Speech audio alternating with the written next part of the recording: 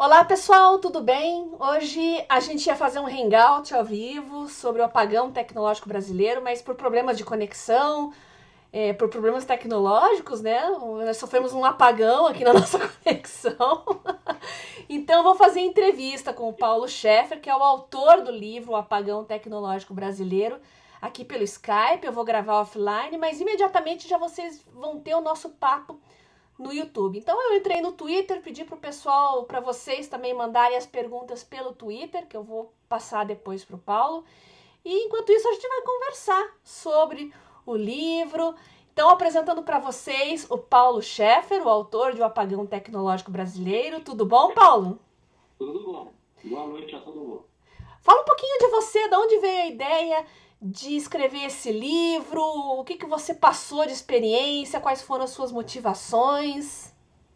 Então, eu sou engenheiro eletrônico, eu sou formado pela Unicamp e já faz um bom tempo, são 31 anos de formado, né? E essas inquietações relativas aí ao desenvolvimento tecnológico no Brasil, elas vêm de longa data, né? Justamente porque o Brasil é um país, digamos assim, bastante importante, né? Não que os outros países não sejam, né? Mas o Brasil ele é um país que tem hoje a oitava nona economia do mundo, e se você for ver os resultados tecnológicos obtidos pelo Brasil, né, eles são muito aquém, né, do que você esperaria de um país com uma população como a nossa, com resultado econômico como o nosso. Né?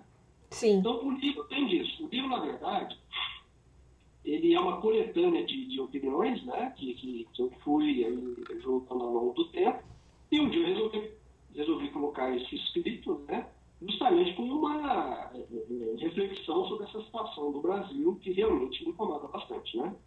Eu acho legal que no começo eu sublinhei vários trechos aqui do livro para a gente conversar, né, mais a respeito, aprofundar algumas das suas colocações. Tá aqui Tá? no Kindle, dá para ver os trechos sublinhados, né? Sim. E no início você fala de um aspecto histórico que me chama muita atenção, porque é uma coisa que eu já observei também, Uhum. né? Como é que foi a colonização da América do Norte em comparação com a América do Sul, né? A nossa América Latina aqui. Sim. O viés religioso, né? O perfil dos colonizadores de lá e os daqui. Né, a Sim. questão das pessoas lá chegarem para criar um novo país, colonizar uma nova terra, porque estavam fugindo da Inglaterra, no caso de Sim. perseguição religiosa, eram principalmente Sim. puritanos, né? Ao Sim. passo que Sim. aqui não, o pessoal que veio para cá foi para extrair o máximo, explorar a terra e mandar para a coroa Isso. portuguesa, né? Isso É, aconteceu há tanto tempo, mas a gente ainda sente os reflexos disso? com certeza. Eu acho o seguinte, né? A Inglaterra, ela até pela parte física dela é uma ilha, né? Então Uhum. ela era separada da Europa continental, de forma que ela acabou criando também um ecossistema próprio, né? Inclusive aí um aspecto religioso. Né? Na Inglaterra, já naquele tempo, nos anos 1500, já existia, digamos, uma concepção de que a ideia, né, o conhecimento, ele deveria ser mais livre e não deveria sofrer, por exemplo, perseguições da igreja. Né? Sim. O protestantismo que apareceu na Inglaterra, uma das principais características dele era não aceitar a Santa Inquisição, que é a ferramenta do catolicismo italiano, né, tradicional, justamente para atacar ideias novas, né, que vinham contra aquelas ideias divulgadas ou disseminadas pela igreja. Então, esse pessoal da Inglaterra já tinha uma ideia de liberdade, né, em relação, inclusive, ao conhecimento, maior do que, por exemplo, o pessoal de Portugal, né, a coroa portuguesa e a coroa espanhola. Né? Então, isso, para mim, já fez uma grande diferença. Né? Sim. Aí você junta isso, as características físicas, climáticas da América do Norte, dos Estados Unidos. Né? O pessoal que saiu da Inglaterra, fugiu sim da perseguição, né? E foi, por exemplo, para os Estados Unidos, eles já encontraram um ambiente muito próximo, muito parecido com o que eles tinham na Inglaterra. Né? Sim.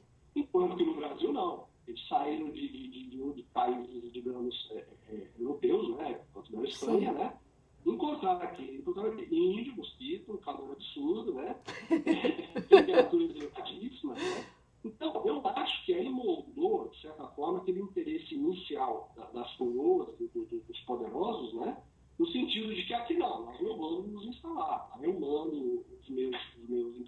eles vão explorar madeira, minério, etc., e pedras preciosas, ao contrário do que aconteceu nos Estados Unidos, que eles já foram, na minha opinião, com uma ideia realmente de colonizar, permitindo, inclusive, uma transferência muito grande de cultura, de conceitos, de ética, etc., já nessa fase inicial da colonização, né? Uhum.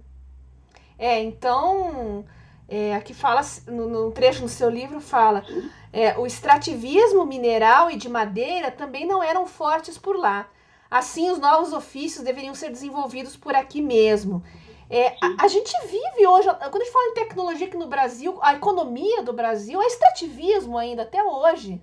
Sim, sim. Se você for verificar, é baseada em minério de ferro, minérios em geral, mas principalmente minérios de ferro, né? É baseado pelo menos as exportações, baseadas no agronegócio, né?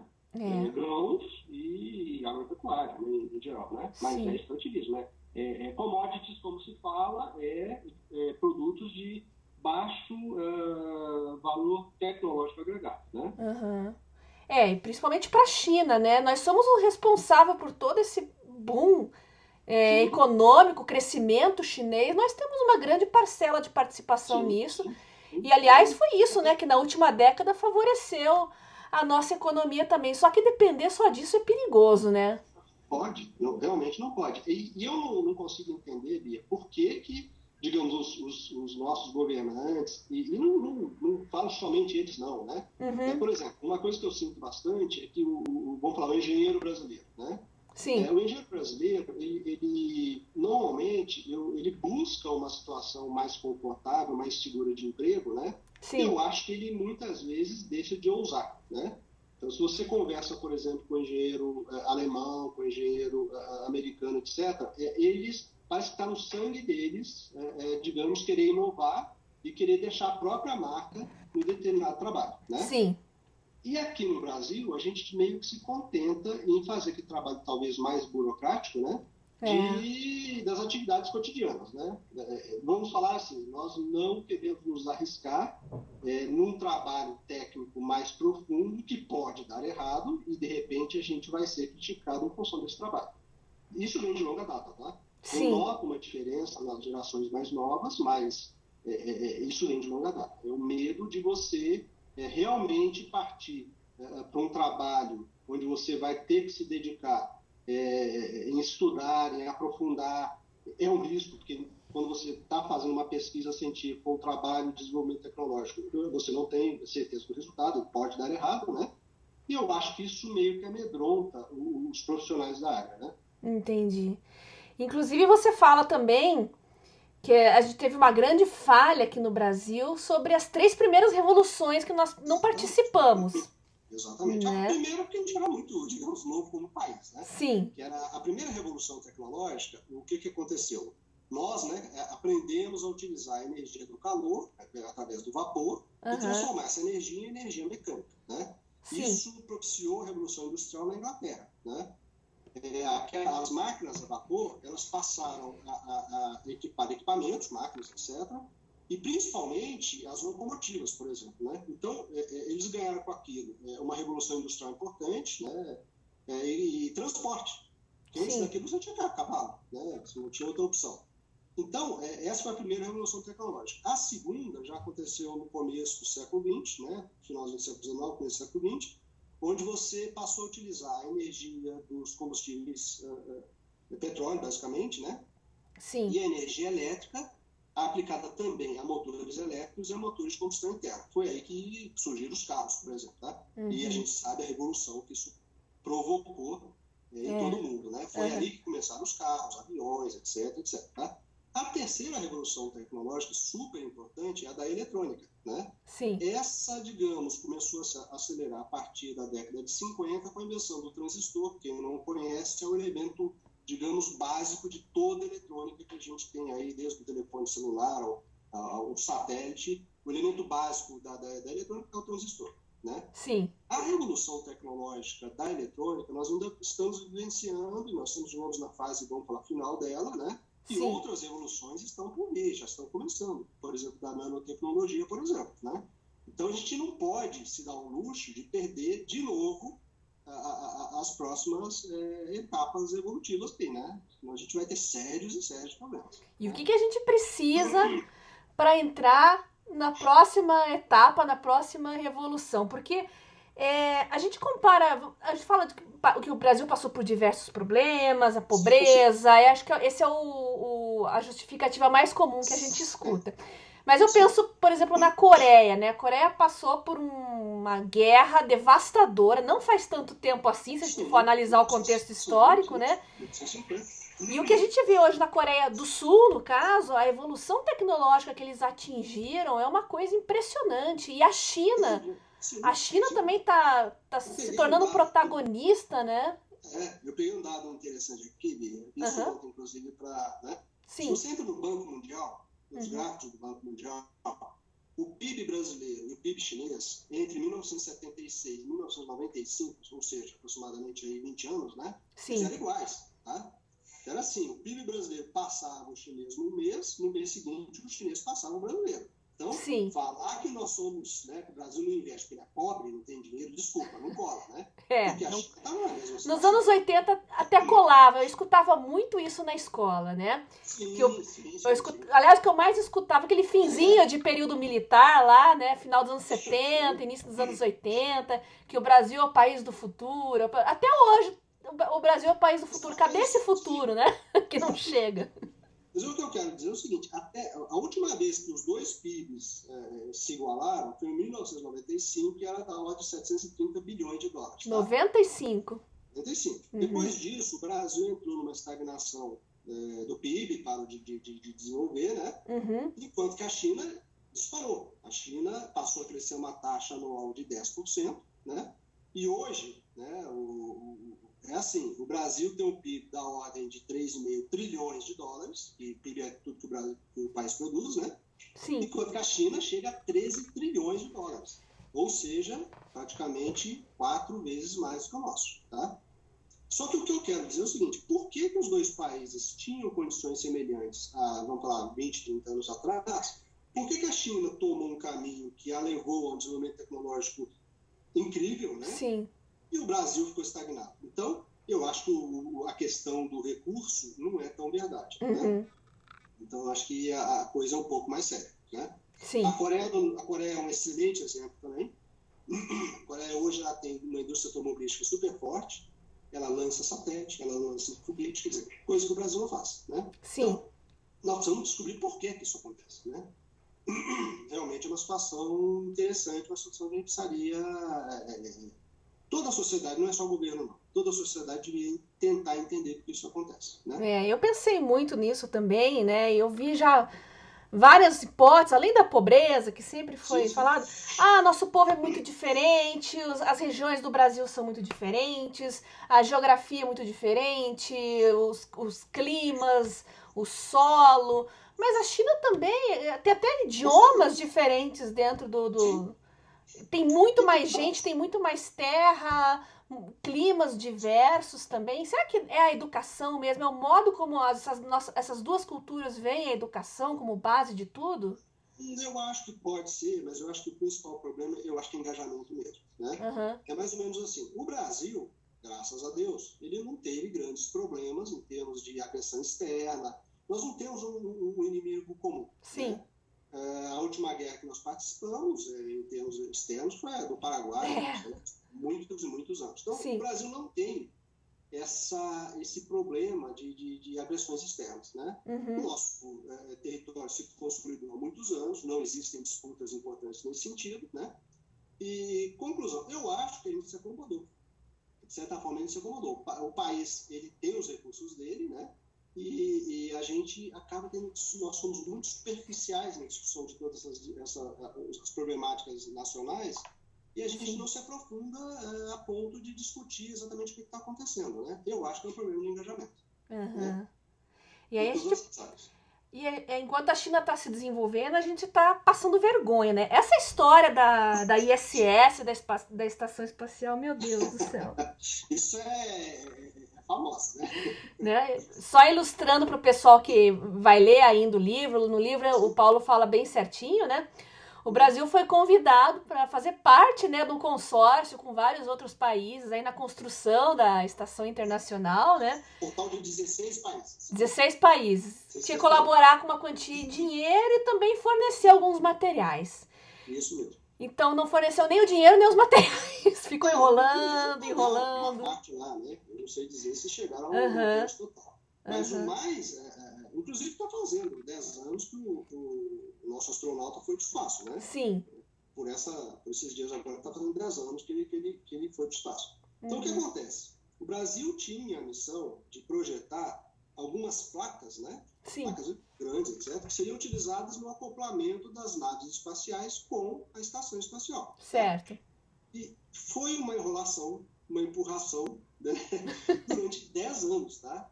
Do governo, de algumas entidades aí do Brasil que se comprometeram a participar do projeto e depois acabaram vendo que não ia dar conta de fazer o trabalho, né? Sim. Mas só que foram 10 anos, eles ficaram enrolando os Estados Unidos durante 10 anos. Né? Conclusão. O pessoal lá da NASA viu que não ia ter as placas, que não ia dar certo, cancelaram a participação do Brasil, tiraram a bandeira brasileira da lista dos 16, agora são só 15. Meu Deus. O Marcos Pontes, ele conta em detalhes a vergonha que ele passava nos corredores lá do Centro Espacial da NASA, né? O pessoal cobrando. E aí, Marcos, Sim, quando é que vem as placas? Exatamente. Ele disse que ele era obrigado. Alguns corredores ele não passava, porque ele sabia que ia encontrar pessoas que iam cobrar dele o que o Brasil deixou de entregar, né? Sim. Eu penso bem assim, você entrou num acordo desse, né? E você não cumpre, não é a pessoa que fez ali o acordo que vai sair mal, é toda a comunidade científica brasileira, né? Lógico que eles vão pensar, peraí, então eu não posso confiar, né? Eu não vou chamar também para novos trabalhos, né? Então é complicado mesmo, sabe? O governo, quando ele entra nesse tipo de ação, ele deveria tomar muito cuidado e não contar, por exemplo, com a verba antes dela estar aprovada, esse tipo de coisa. E principalmente, assumiu, tem que cumprir, não tem muito o que falar, né? Não foi o que aconteceu, né? E aí a gente deu o vexame, né? É um vexame. É um vexame que nós vamos carregar aí por muito tempo, né? Uhum. Continuando no desenvolvimento espacial, infelizmente nós temos um recorde, né, de mortes no programa espacial, que foi aquele acidente em 2003, onde morreram 21 cientistas de uma vez só, né? As Então, más línguas falaram que a nata da ciência brasileira espacial acabou toda, né? Sim, foram 21 técnicos e com certeza a nata se perdeu ali, né?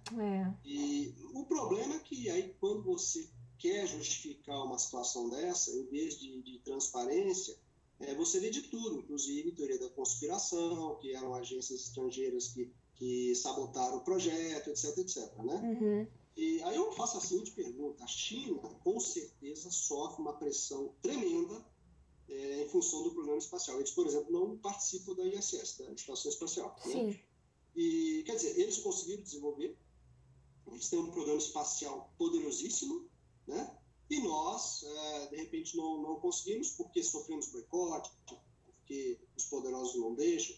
Não dá, sabe? Sinceramente, não dá. Né? Infelizmente, alguns estudos mais sérios, né, concluíram que o acidente foi causado por problemas de segurança mesmo e, sabe, basicamente, não foi nenhuma sabotagem, nada disso. Se foi sabotagem, infelizmente, fomos nós mesmos que nos sabotamos em função de segurança, etc. Né? Aliás, muita coisa aqui no Brasil a gente vê em certas áreas estatais também, em diversos pontos estratégicos, a gente não vê técnicos, a gente vê políticos, né? Então, quando surge alguma teoria da conspiração, a gente pensa, mas será que é sabotagem ou é incompetência? Eu penso assim, olha, a chance de ser incompetência é muito mais alta, né?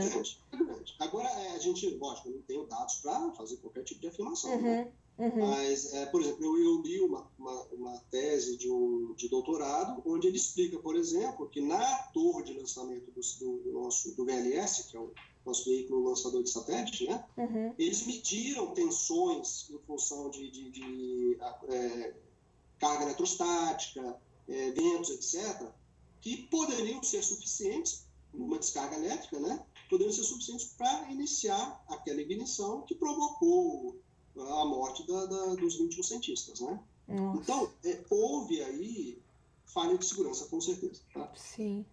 Né? O brasileiro costuma negligenciar um pouco essa questão de segurança, né? Às vezes tem muito... conheço pessoas da área de segurança do trabalho que falam muito, assim, até na própria área de gastronomia, restaurante, a área que meu marido trabalha, né? Como os funcionários não dão muita bola para EPI, por exemplo, acho que é bobagem, acho que é estética, né? Falta um pouco de cultura, né? Eu digo que é cultura mesmo, a educação, né? Isso é cultura básica, né, gente? É o básico do básico. Sim, eu trabalhei muitos anos na indústria automobilística, que leva muito a sério o aspecto da segurança, né? Sim.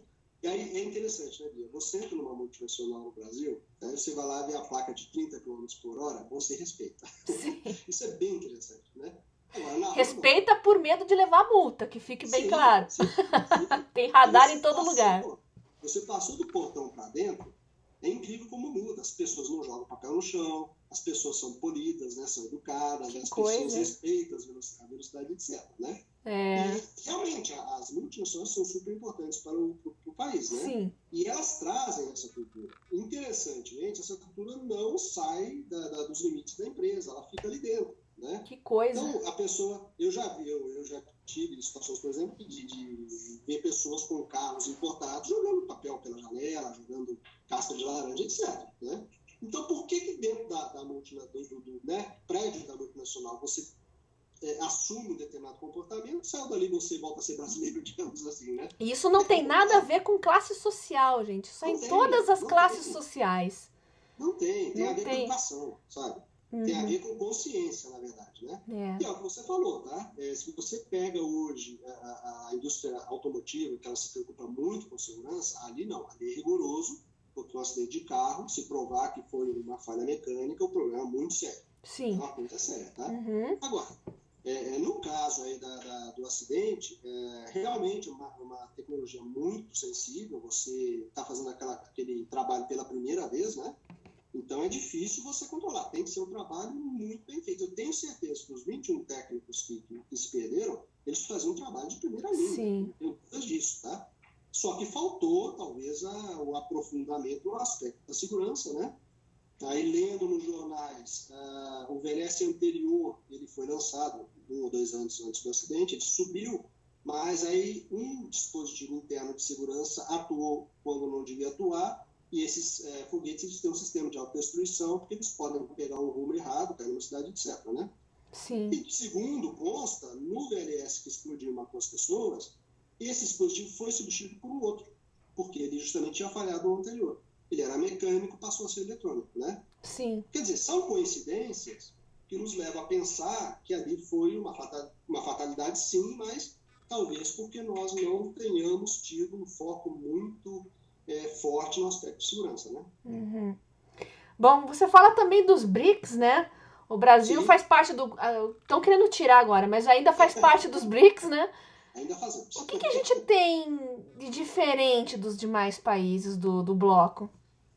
Então, eu acho que o problema todo é cultural, não é de capacidade. Se você pegar um engenheiro brasileiro, eu já estive na Alemanha algumas vezes, né? A nossa capacidade, se você vem de uma boa faculdade aqui no Brasil, você tem plena condição de discutir, de conhecer, de influenciar os projetos, sem problema nenhum. Então, não é o aspecto de capacidade, com certeza não é, tá? Sim. Então, eu só posso dizer, achar que é um aspecto cultural, né? BRICS, Brasil, Rússia, Índia e China. E depois o S é da África do Sul. Então, tirando a África do Sul, que ela digamos, ela entrou no fim, né, nesse processo aí, você tem a Rússia, que tem sérios problemas com os Estados Unidos em termos de disputas militares aí, etc. Você tem a China, que tem um sério problema de população, são 1 bilhão e 300 milhões de pessoas, que não dá para brincar. Isso tem que ser certo, né? A Índia sofre um problema semelhante, com 1 bilhão e 100 milhões de pessoas, né? Quer dizer, eles têm, talvez, motivos para para correr atrás de soluções de uma forma mais rápida que o Brasil, né? Sim. Agora, é interessante, Bia, que todos esses países estavam em situações semelhantes lá na década de 70 e na década de 80. Eles evoluíram e nós ficamos parados. Então, nós somos um país fora da curva, sem dúvida nenhuma, tá? Agora, de onde vem isso? Eu repito, para mim é falta de engajamento. Né? A cultura, etc.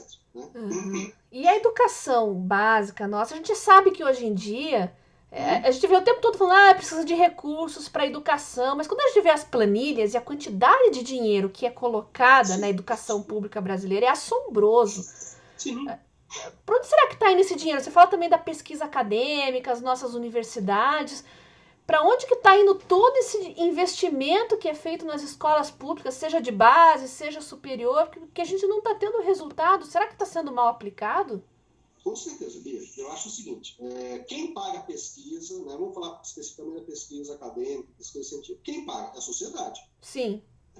Através de impostos. Sim. Agora, no Brasil, raramente você vê o resultado de uma pesquisa voltar para a sociedade, né?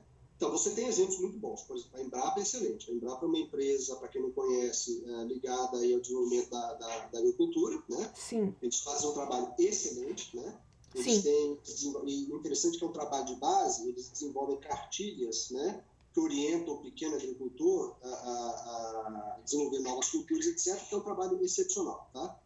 Nós temos, por exemplo, a Embraer, que é outro exemplo de empresa tecnológica brasileira de grande sucesso, né? Sim.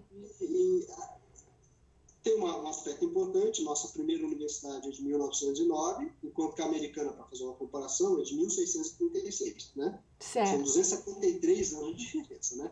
Então, eu acho que a gente não... Existe uma falta, existe um engajamento, sim, existe uma falta de controle dessas verbas, né?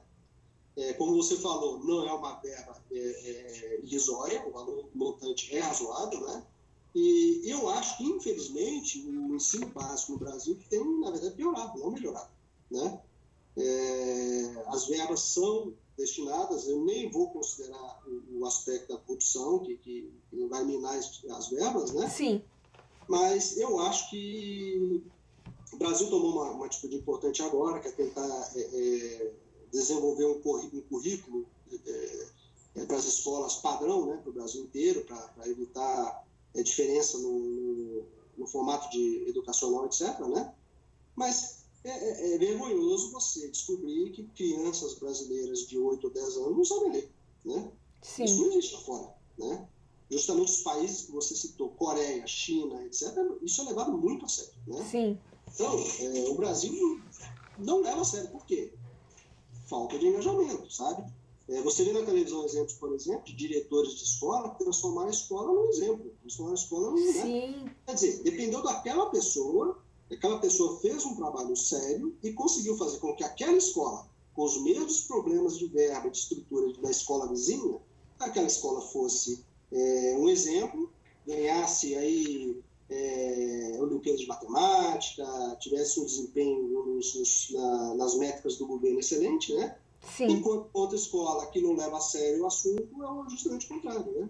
Tá lá no final da fila, né? É complicado, sabe? O Ciências Sem Fronteiras está mandando um monte, agora tá um pouco mais complicado, né? Por causa da recessão e a crise. Mas foi investido uma quantidade imensa de dinheiro também em mandar esses estudantes para fora. Eu já vi muita gente criticando, chamando de turismo sem fronteiras. Esse pessoal vai voltar mesmo apto? Será que o tempo que eles passam fora vai acrescentar para nós mesmo, né? Porque é um dinheiro da sociedade que está sendo investido, né? Vai ter algum retorno para nós como sociedade? Ou é mais experiência de vida? O pessoal que volta de fora e que eu tenho contato, não fiquem zangados comigo, porque eu sei que vocês estudam, eu tenho amigos meus que foram, mas eles voltam falando assim, olha, foi uma experiência de vida maravilhosa, aprendi o idioma, aprendi outras coisas. Tá, mas e colocar em prática? Que ele fala, aí vai ser um problema. Exatamente. Ia ter que fazer uma pequena revolução na minha universidade para começar a fazer tudo aquilo e eu não tenho condições de fazer isso sozinho. Isso eles falam para mim. você sabe que eles têm, por contrato, eles têm que voltar para o Brasil. Sim, exatamente. Eles não podem aceitar, por É. exemplo, um convite direto lá, tá? Certo. É um problema, amigo, sem dúvida nenhuma. Agora, eu acho que o contato, você ir para um centro de desenvolvimento lá fora, né? Eu me lembro a primeira vez que eu saí do Brasil. Você está no Brasil, na década de 80, 90, você naturalmente, até pelas propagandas da época, né, do governo, etc., você é um fanista, né? Você acha que está no melhor país do mundo,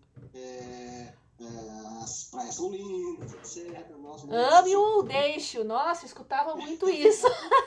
Exatamente, né? Então você acha que tudo é maravilhoso. Quando você vai lá para fora, você fica envergonhado, né? Você, pela educação das pessoas, pelo nível das pessoas, pelo nível educacional, etc., você fica envergonhado, tá? As cidades são extremamente... Hoje isso melhorou muito, hein? Eu estou falando de década de 80, 90, Sim. realmente, o Brasil tinha aquelas... As cidades eram sujas, né? Sim. Melhorou muito, muito, tá? Mas você volta, basta um contato para você voltar com outra mentalidade, sem dúvida nenhuma, tá? Agora, a minha pergunta é, mandar centenas de milhares de pessoas, né? Sim. A um custo altíssimo, meio que não cuidando muito desse processo seletivo, né? A Inglaterra teve um evento lá que eles reclamaram que os brasileiros chegavam sem falar inglês, não sabiam falar inglês, né? Quer dizer, houve uma puxada de orelha via e-mail de uma universidade específica para os estudantes brasileiros, né? Então, é vergonhoso, desculpa, né? Não tem muita condição, né? Então, eu acho que a iniciativa é importante, né? Eu acho que, mas poderia ser melhor planejada e talvez melhor dosada, né? Coisa, né? Mas foram pessoas que foram, pessoas sérias, né? Sim. E que realmente aproveitaram, né? Elas vão trazer uma bagagem, talvez não consigam aplicar aqui justamente pelo que você falou, vão ter que fazer uma revolução local. Sim. E vem, eu tenho certeza que elas vão sofrer aquela espécie de ciúmes, né? Esse é da Ciência Sem Fronteira, deixa ele no canto, coisa, tá com ideias muito revolucionárias, né? Esse tipo de coisa. Nós somos acomodados, infelizmente, tá? Então, inclusive, eu digo que a nossa comunidade científica, ela, infelizmente, ela se acomodou numa situação, digamos, gerada pela própria estrutura de distribuição de verba, etc., né? O Brasil sempre viveu esse problema do clientelismo, né? Sim. Ou seja, eu te dou um benefício, você me apoia, né? E é meio que acontece, tá? Então, um professor, um pesquisador, ele está numa situação que ele já recebe uma verba, ele não vai questionar. Eu não acredito que ele vá questionar o sistema de distribuição, etc. Só que ele não funciona. Eu acho que ele não funciona, né? Eu acho que você gastar milhões de reais num projeto, numa pesquisa que vai acabar num paper, né, numa publicação dentro de uma gaveta, desculpa, não é por isso que a sociedade brasileira está pagando, né? E hoje tem papers e papers também, Sim. né? Porque se cobra uma produção científica, sim. Às vezes pega um estudo, fragmenta em 4 para ter 4 publicações e a qualidade despenca, né? Então, Bia, se você for ver há 10 anos atrás, talvez um pouco mais, esses rankings de universidade, eles até colocavam a USP, a Unicamp, a UFMG, né? Elas tinham uma posição até relativamente boa, tá? Aí o que o pessoal percebeu? Que realmente não basta você medir a quantidade de papers que aquela universidade publica, né? Sim. Por quê? Você pode publicar o que você quiser, mas o conteúdo é relevante, né? O que eles passaram a fazer? Eles começam a considerar também quantas vezes aquele paper foi citado em outros trabalhos. Isso. Se eu pego um paper seu e realmente cito em outro trabalho, não. Ele contribuiu com a minha atividade. Sim. Aí, o que aconteceu? As nossas universidades despencaram, né? Então, isso aí é outra, se a gente for falar em métricas, né, para medir o nosso desenvolvimento tecnológico, esse é outro importantíssimo, né? Enquanto você citou a Coreia tem uma universidade entre as 10 primeiras. Sim. A China tem 2, né? Os Estados Unidos tem 4, né? Eles têm milhares, né? Tem verdade. né?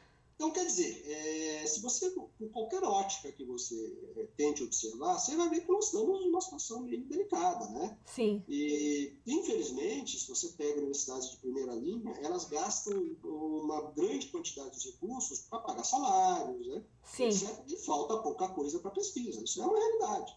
Só que, por exemplo, por que não se faz um sistema parecido com o americano, onde você aceita doação externa? Lá é muito comum, né? um ex-estudante de uma determinada universidade volta e entra com valores, às vezes... Olha, esse talvez até tenha resposta. Eu soube de uma universidade aí que teve vamos dizer assim, um benfeitor, um capitalista bastante conhecido, nossa senhora. Iam batizar um auditório com uma plaquinha em nome dele e fizeram um... Você tá sabe da história, né? Eu falei, gente, mas é um dinheiro... Olha o quanto vai agregar lá para a universidade. Agora vão reclamar de uma plaquinha com o nome dele no auditório. Ao passo que você vai para Stanford, vai lá para Harvard, o prédio tem os nomes de todas as pessoas que doaram, né? Então, mas por que a gente tem que se fechar em situações estanques, né? A universidade é uma entidade, digamos, estanque, né? Sim. Por que tem que ser assim? Eu acho que isso é um grande problema. Eu participei de um workshop há uns 2 anos atrás na USP, excelente, a USP de São Carlos, né? Uhum. Que me deixou bem claro que o pessoal é interessado em aproximar a universidade da indústria. Eles são interessados, mas não sabem o caminho, porque não dá certo, sabe? São contratos que têm que ser feitos de uma forma, tem contrato de advogado mesmo, extremamente detalhado, porque senão não vai dar certo, a universidade não recebe de volta aquilo que ela deveria receber em função da tecnologia. Quer dizer, existem barreiras que, teoricamente, deveriam ser simples da gente quebrar, mas não são, né? E continuamos nessa situação, né? Não que a gente não faça nada, o Brasil tem uma produção científica, sem dúvida nenhuma, né? Uhum. Mas muito aquém do que a gente deveria produzir, assim, sabe? Isso é gritante, né? Sim. É verdade, né? E as escolas particulares, as universidades particulares? Até um tempo, elas meio que eram marginalizadas, né? Sim. Mas hoje, para citar um exemplo aqui em Curitiba, a PUC aqui do Paraná está se destacando muito na parte de pesquisa científica, uma coisa que na minha época, né, quando eu fazia odonto lá, era praticamente nulo, lá nos anos 90, mas eu tive contato com eles lá mais recentemente e me surpreendeu como eles estão investindo mais em pesquisa agora. Será que... a visão está mudando. Eu acho que a visão realmente está mudando, né? Uhum. Infelizmente, quando você fala de universidade pública, né, você está ligado a toda essa estrutura administrativa, etc. Sim. Né? Quer dizer, eles não podem fazer muito diferente do que fazem mesmo, porque, digamos, é difícil fazer a roda rodar, né? Sim. A universidade particular é mais fácil, né? Ela, de repente, ela decide, e até por exigência do governo, ela tem que ter doutores, ela tem que ter pós-doutores, etc. Sim. Quer dizer, ela tem que investir, ela Claro. sai, etc. Então, de certa forma, é uma resposta à própria exigência do governo, tá? Uhum. E isso é bom, eu acho que é bom, né? E, sabe, não tem motivo nenhum para apenas as universidades públicas serem de primeira linha, né? Sim. Agora, se você hoje fizer um passeio pelas principais universidades públicas do Brasil, você pode se decepcionar, né? Em função dos trabalhos que são realizados, etc., e em função justamente dessa estanqueidade. Né? Eles ficam muito presos, né? Sim. E não tem aquele objetivo final de fazer aquele trabalho virar um resultado para a sociedade. Isso aí, realmente, esse caminho não existe, né? Uhum. Eu vou dar uma olhadinha aqui, Paulo, só para ver se a gente tem perguntas aqui. Já. Mas você falou também uma coisa assim da questão da hierarquia, da liderança. A gente é muito amarrado ainda. Eu tenho a impressão que aqui as relações são até mais frouxas do que talvez Europa, o respeito à hierarquia, assim. Como é que você enxerga isso? Você acha que não? Respeitar a hierarquia é importante. Eu acho Sim. que não é o problema, na verdade, né? Uhum. Mas eu notei na Alemanha, por exemplo, se uma pessoa tem um título de engenheiro, né, você considera que aquela pessoa já está apta para desenvolver um determinado trabalho, né? Então, as pessoas não questionam o resultado, a pessoa tem lá atividade para realizar, ela vai realizar e ninguém fica questionando a capacidade daquela pessoa, afinal de contas ela se formou em engenharia, né? No Brasil já é um pouco diferente, né? Sempre existe a dúvida. Sempre existe, né? E a hierarquia, ela é meio contra o fluxo de informações, etc., né? Isso eu concordo com você. Hoje, as gerações atuais, elas nem toleram mais esse tipo de coisa, né? O chefe que está ali, durão, mandando, isso não existe mais. Isso vai acabar, com certeza, tá? Sim. Então, no meu tempo, puxa, em 15 anos, isso é muito forte. O chefe, Ele manda e o subordinado tem que obedecer. Obedece quem tem juízo, como você diz no livro lá. Exatamente. Exatamente. Ele vai ficar na dele ali e não vai ficar questionando, mesmo sabendo que, de repente, a ação que foi solicitada não é mais correta, não é mais, né? Mas as pessoas não estão muito aí, na verdade é essa. Né? Que eu sempre falo do problema do engajamento, né? Sim. É muito comum você ver pessoas que chegam para o mercado de trabalho que elas estão muito preocupadas, primeiro, com os direitos e depois com os deveres, né? É meio complicado. Acho que você chega, né? Sim. Logicamente, querendo saber quais são os seus direitos, mas você tem que mostrar trabalho para depois reivindicar melhorias, etc. Lógico, com o seu direito, é isso mesmo, né? Mas existe esse problema, né? Eu acho que existe um distanciamento importante do funcionário em relação à empresa, né? Sim. Você pode conversar com empresas grandes, por exemplo, que as pessoas estão ali, fazem o trabalho delas, né? O suficiente para não serem demitidas, tá? Né? É o normal e tudo. Mas você dizer que ela está engajada, pensando no resultado da empresa, olha, só quando a empresa é muito boa, né? Normalmente não é o que acontece. Isso também atrapalha, né? Negócio de vestir a camisa, né?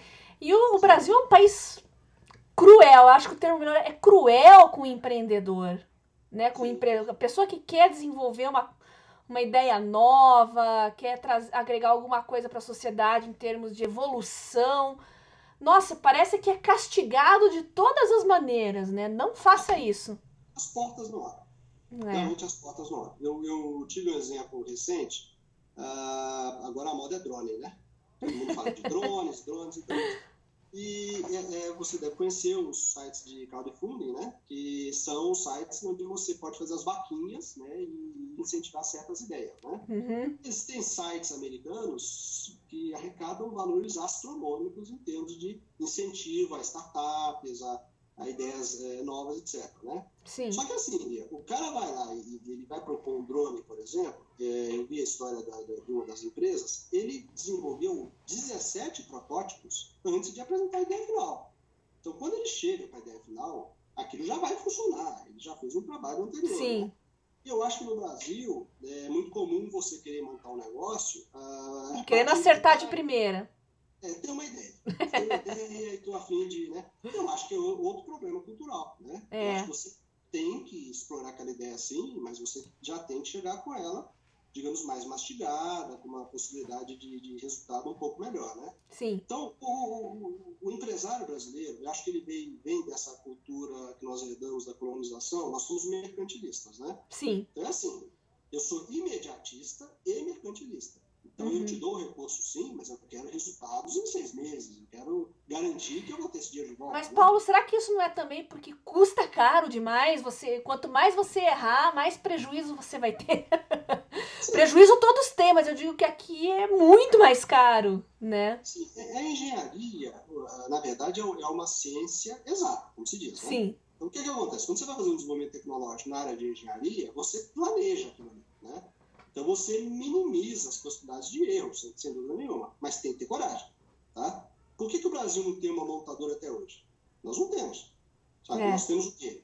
Nós temos multinacionais, empresas de fora que vêm aqui e montam, nós montamos super importantes para a gente, né? Mas nós não temos uma indústria genuinamente nacional. A que nós tínhamos, que era a Gurgel, foi quebrada quando o Collor reabriu os portos brasileiros a outros produtos importados, né? Sim. Então, é que falta, eu diria, coragem, né? O Brasil tem uma rede, por exemplo, de fornecedores de autopeças imensa. Se nós quiséssemos, se o governo realmente resolvesse, vamos aglutinar, eu quero uma indústria, ele conseguiria, tá? Nós temos plenas condições de fazer isso. Não fazemos por falta de engajamento, falta de alguém que resolva pegar essa bandeira, etc, né? Sim. E tentaram, viu?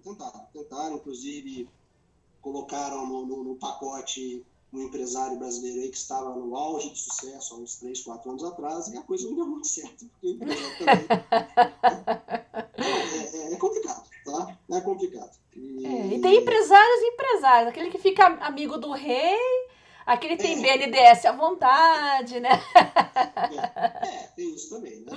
Mas quando você decide fazer isso é uma crítica mesmo a nós que trabalhamos na parte de desenvolvimento. Porque pesquisa é assim, você tem a pesquisa e você tem o desenvolvimento. A pesquisa é você gerar o conhecimento, vamos dizer. Sim. E o desenvolvimento, quando você vai pegar aquele conhecimento e transformar em alguma coisa prática, né? Uhum. Por exemplo, o Brasil faz pesquisa pura, que é aquela que tem o objetivo de gerar conhecimento, até bem, tá? Mas não tem a pesquisa aplicada. Você não vê, e nós temos tantos problemas aí para serem resolvidos que a gente não resolve porque não faz a pesquisa aplicada, aquela que tem um resultado prático. O Zika vírus é um exemplo prático, né? Dos dias atuais, né? Eu achei interessantíssimo que nós convivemos com o vírus da dengue, etc., há 20 anos, vamos falar em torno disso, né? E quando a população tomou o susto do Zika, está ligado à microcefalia, começaram a aparecer kits de teste de dengue, etc., muito mais baratos, muito mais rápidos, e em questão de uma semana, 2 semanas. Quer dizer, aquela tecnologia está disponível. Por que ela não foi disponibilizada lá atrás para já fazer um trabalho em cima da crise que nós estamos vivendo em termos crise de saúde, né? Em termos do coisa. Quer dizer, essa nossa dificuldade de pegar todas as tecnologias e fazer com que ela chegue à população é um negócio que tem que ser resolvido. E a própria pílula do câncer, né? A fosfetanolamina, olha a sucessão de incidentes, de tropeços para chegar ao ponto que chegou hoje, né?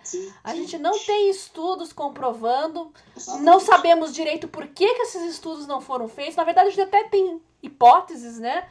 Mas o fato é que nós temos uma quantidade imensa hoje de pessoas, de famílias que estão desesperadas porque câncer é uma doença terrível, claro.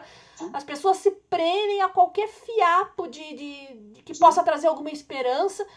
E nós temos grupos, isso sensibilizou políticos que não têm conhecimento científico nenhum, ao ponto do ministro da Saúde, eu até achei que era trollagem, alguma piada de internet, mas o ministro da Saúde falou que quer criar uma lei para tornar a pílula do câncer viável como suplemento alimentar. Isso, acho que hoje saiu, inclusive. Mais uma vez, esse problema de colocar políticos em cargos que tinham que ser técnicos, né? Isso. A gente vê decisões assim completamente equivocadas. A gente vê também Congresso, Senado, quando a gente fala de internet, tecnologia, pessoas que não entendem o mínimo do funcionamento da internet querendo legislar sobre a internet. Sim, querem dar palpite, é isso mesmo.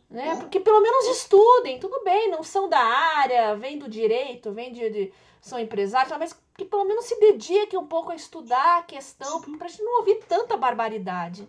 É a questão que eu te falei do engajamento. Isso. Superficiais, né? No Brasil é muito comum, você vai para uma reunião de trabalho, aí você lembra da reunião meia hora antes e você não estuda aquele assunto. Aí você chega na reunião, você não pode ficar calado, né? Aí você começa a dar os seus palpites, sabe?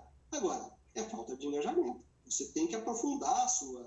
Na verdade, todos nós somos uma espécie de uma empresa, né? Você vende o quê? Você vende a sua imagem, a sua opinião, o seu conhecimento, etc.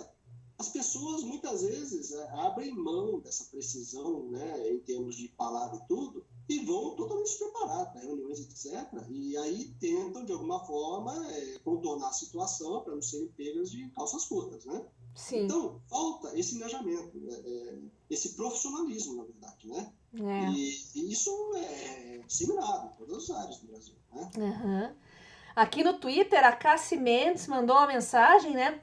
Ela perguntou se o nosso... Como eles não estão assistindo ao vivo, né? Então eles estão perguntando se o nosso papo tem alguma coisa a ver com algo que o Congresso está querendo aprovar. E ela mandou um link aqui do Ronaldo Lemos falando: o Congresso solta 8 leis para censurar a rede, punir, falar mal de políticos, colocar Polícia Federal contra usuários. Dizendo que os políticos querem censurar a internet com a desculpa de combater, sei lá o que aí, né? Combater o cybercrime, etc, sim. né? Não tem nada a ver com o nosso papo. Não tem nada a ver com o nosso papo. Então, o Leonardo Assis falou que é o apagão tecnológico do país. Né? Quando eu falei que a gente ia ter que gravar pelo Skype, né? É o apagão tecnológico do país, aquilo que eu tinha falado no começo. Então, bom, Paulo, só antes da gente fechar, eu queria que você falasse um pouquinho, passasse uma mensagem para essa molecada que tá na internet, tá nas redes sociais, muita gente querendo ir para a área de tecnologia, gosta de desenvolver, gosta de software, gosta de hardware, computação, mas está tendo tantos problemas não só para realmente seguir uma carreira, mas até para estudar, para aprimorar seus estudos. Outro dia eu postei lá no Instagram uma frase: não deixa a escola atrapalhar seus estudos, né? É uma brincadeira, assim, retórica, vamos dizer, né? Mas a gente tem essa solução para combater essa falta de engajamento que você está falando? O que você acha que o nosso público mais jovem poderia fazer para combater essa falta de engajamento? Primeiro, eles são a esperança, sem dúvida nenhuma, tá? Quem já está no mercado há muito tempo, é difícil mudar a própria conduta, etc. Né? A pessoa pode se tornar consciente de determinados problemas, mas é mais difícil mudar. A geração que está entrando agora, ela é a esperança, sem dúvida nenhuma. E a vantagem é que esse pessoal já vem com uma... Digamos que a geração atual mesmo, essa que está chegando aos 18 anos, está entrando na universidade, é aquela que viveu integralmente na era da internet, né? Então, ela não sabe o que é um país, um mundo sem internet, por exemplo. E você consegue uma aquisição de informações muito de boa qualidade, de baixa qualidade também, tá? Muito grande. Então, a esperança é esse pessoal que está entrando mesmo. Agora, o importante é entrar engajado, realmente abraçar a carreira que decidir seguir, né? Eu acho importante, quando for fazer uma faculdade, escolher uma faculdade que tem um mínimo de qualidade. Não adianta você fazer para ter o canudo, senão não vai resolver a sua vida, tá? Existem muitos e muitos engenheiros, médicos, etc., que são formados, têm um canudo, mas têm um salário muito abaixo do normal, porque eles não conseguem produzir no nível esperado para esse tipo de profissão. Então, o que eu digo? O Brasil precisa desse pessoal, sem dúvida nenhuma, né? Eles são a esperança, tem muito campo para desenvolver nas áreas que você citou, a própria eletrônica, a computação, que é muito forte no Brasil, nisso realmente somos bons, tá? Esse pessoal, fazendo um estudo profundo, se interessando realmente por ser um bom profissional, não só preocupado em salário, etc., mas eu quero ser um bom profissional, eles com certeza vão ser a leva que vão começar a mudar essa história do Brasil, né? E eu vejo, por exemplo, toda essa discussão que nós estamos tendo em termos aí de política, lava-jato, etc., isso já deu uma chacoalhada no Brasil importante, né? Sim. As pessoas estão discutindo o dia a dia, né? Isso é super importante. Eu espero mesmo que essa geração que está entrando entre no sentido de fazer a diferença. Eu quero ser um bom engenheiro, eu quero ser o melhor médico, eu quero ser o melhor pesquisador, eu quero ser... É isso que tem que acontecer, né? As pessoas têm que entender essa situação do Brasil e tentar fazer a diferença, né? Faculdades boas nós temos, demanda de serviço nós temos muito, né? Quer dizer, o pessoal tem a faca e o queijo na mão, basta querer aproveitar e realmente se formar em bons profissionais, né? Estudar línguas. Importantíssimo. Nós temos, apesar da internet ter ajudado isso, né, os gamers, né? Se jogar ajuda, né? É verdade. Eu lembro, a minha dificuldade com o inglês é uma, mas os meus filhos é outra. Tem mais facilidade, né? Então, o que acontece? Isso já ajuda, mas é insuficiente, né? Sim. Eu li uma pesquisa outro dia que apenas 8% dos brasileiros conseguem ler adequadamente. Né? Português. Português, hein? Português. Português. Então, o Brasil tem um caminho imenso pela frente, né? E agora, não é cada um pensando no próprio umbigo, no próprio problema, na própria situação que vai resolver. As pessoas têm que ter um pouco mais de coragem mesmo e mostrar que vieram, né? Bons profissionais, elas têm que entrar numa empresa, realmente se engajar naquele trabalho, né?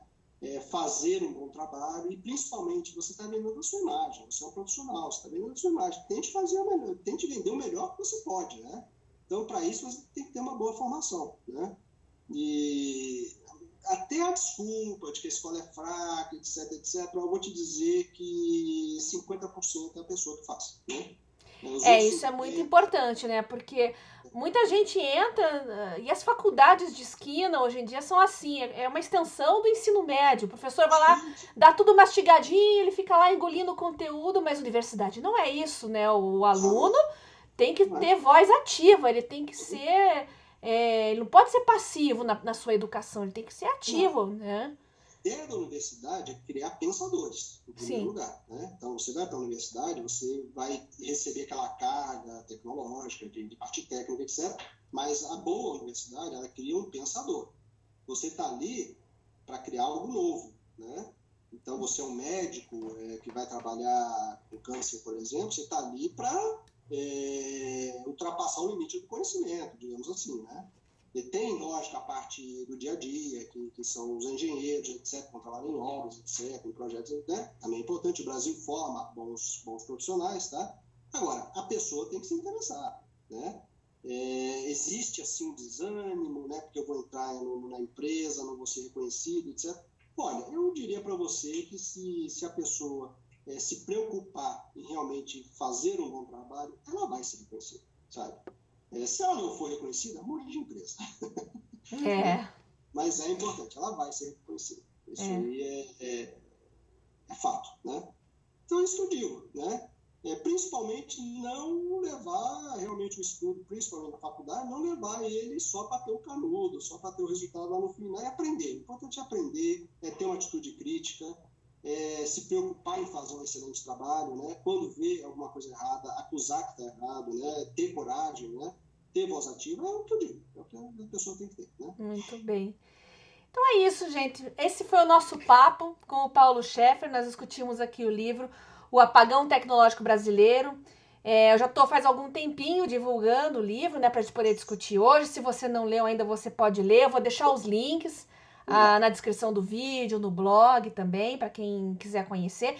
É um livro, tranquilo, né, Paulo? É um livro bem objetivo, simples, não é muito longo e é bem...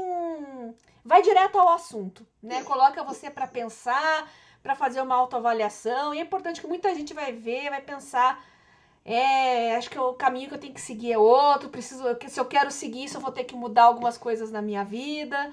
Se eu quiser fazer uma diferença aí, eu ser um profissional diferenciado, né, ter um papel diferente aqui na sociedade como profissional, eu vou ter que realmente quebrar alguns paradigmas, algumas coisas que eu dava como certa e arriscar mais, como você falou, né? Acho que é isso. Tá bom, Paulo?